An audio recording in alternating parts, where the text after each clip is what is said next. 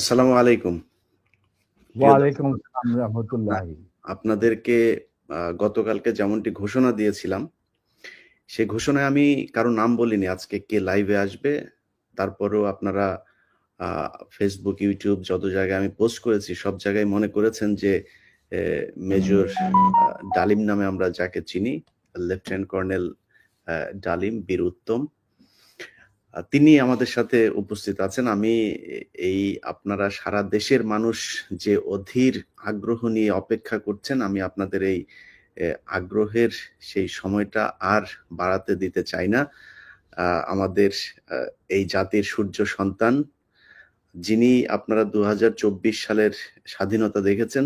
১৯৭৫ সালের যে স্বাধীনতা, সেই স্বাধীনতা এনে দিয়েছিলেন আপনারা যে মানুষটিকে দেখছেন, সেই মানুষটি জনাব মেজর ডালিম। আমি আপনাকে মেজর ডালিম বলেই চিনি কারণ আপনার জীবনের সবচেয়ে যে পুণ্যের কাজটি করেছিলেন সেটা মেজর ডালিম হিসেবেই করেছিলেন।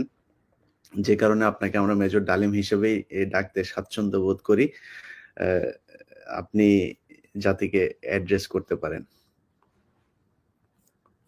ধন্যবাদ ইলিয়াস। আজ অনেক বছর পর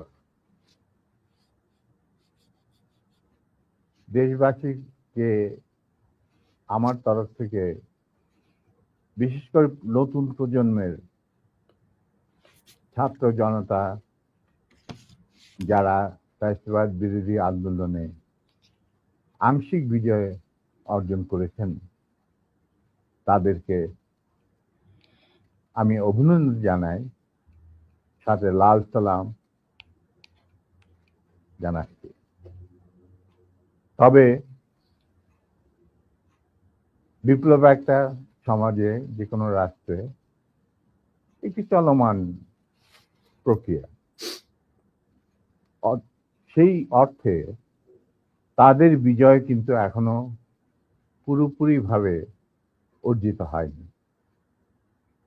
তার জন্য আরো সংগ্রামের প্রয়োজন। পুরোপুরি ভাবে অর্জন করার পর তাদের এমন একটা অবস্থানে থাকতে হবে যেখান থেকে তারা নীতি নির্ধারণ করতে পারবে। তাদের যে ইচ্ছা, চাহিদা, প্রত্যাশা, যার সাথে জনগণের প্রত্যাশা চাহিদা মিল রয়েছে, সেটা বাস্তবায়ন করার দায়িত্বটাও কিন্তু